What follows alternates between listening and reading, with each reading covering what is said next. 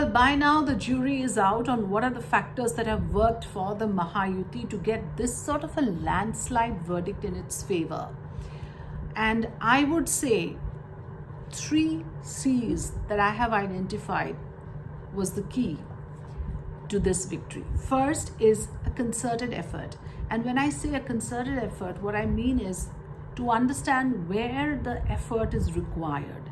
So in order to put in effort, you need to first have a roadmap on where exactly is the effort required. There are some vote banks, there are some pockets where loyalties exist. You're not going to waste your time going there. You are going to go into pockets where loyalties are shifting, are likely to shift, or there is a tendency to shift, the vulnerable pockets. So this concerted effort went into those pockets and then lured those particular voters. So by and large, BJP by now we know as the ruling party at the center and as the leading party of the Mahayuti has followed a 3-pronged strategy in practically all elections. One is their identity politics, where the Hindutva game is played, where you are putting some sort of a, I would say, a bit of a scaremongering,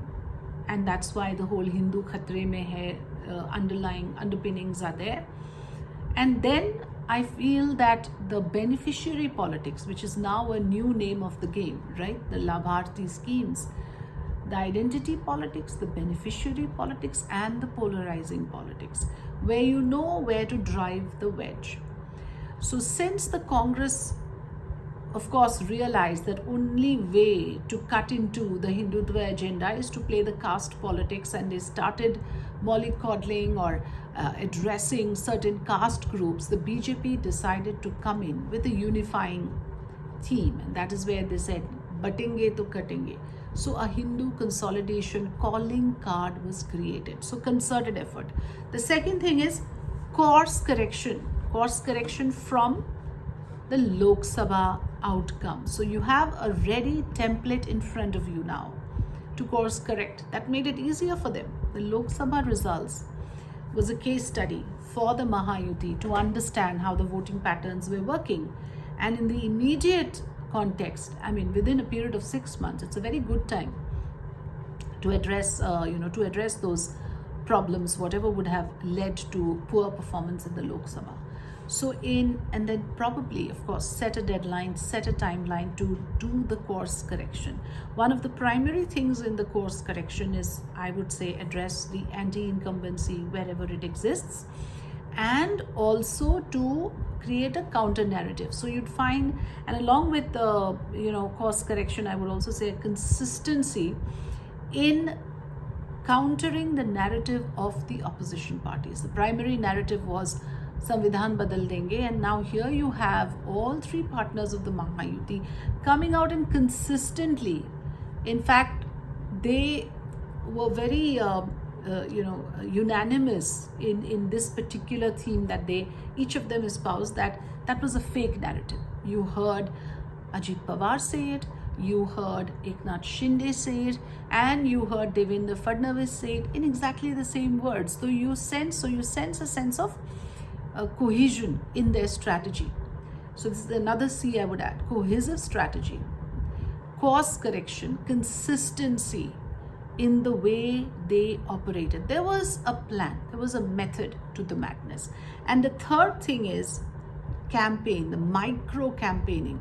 The idea was to address small caste groups and then have specific things to offer to that particular caste group, because it is a divided society. The rural Maharashtra, the way the society is divided into various different OBC and lower caste groups. So one has to understand the caste dynamics there, because whether we like it or not, caste politics is far from over in this country. People do vote in terms of their community preference, in terms of where their community leaders are.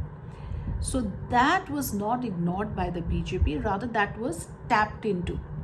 That was very carefully grasped by the BJP, and they got a grip of it right on time. in order to ensure that they were not scattered all over. They did not squander this opportunity to unite those various caste groups, and they did not allow that counter polarization to happen, because Jarange Patil, of course, the Maratha leader, backed out at an appropriate time. So the Maratha vote was now up for grabs. And that perhaps also helped, because Mr. Patil there said that we don't owe allegiance to any one side. So something that worked against them in the Lok Sabha now was an open field. So they managed to consolidate the anti-minority or the anti-Muslim votes with slogans like "Batenge to katenge, ek hai to safe hai." So the micromanaging in the campaign, that's my number 3. So these 3 factors, concerted effort, course correction, and the campaign, which focused on these micro strategies, is what worked for the Mahayuti and delivered this sort of an outcome.